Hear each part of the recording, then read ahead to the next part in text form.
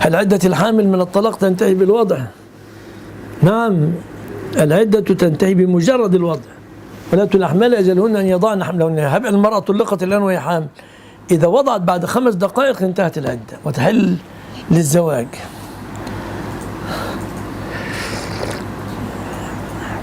وكذلك المتوفى عنها زوجها نفس الشيء.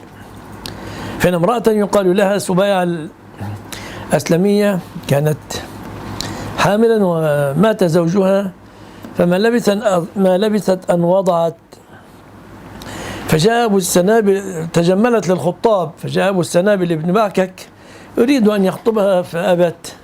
قال لا، إنك لا تحلين للخطاب، إنما هي 4 أشهر و10. فحملت ثيابها وذهبت للنبي صلى الله عليه وسلم فقال لها: أما إنك قد حللت حين وضعت.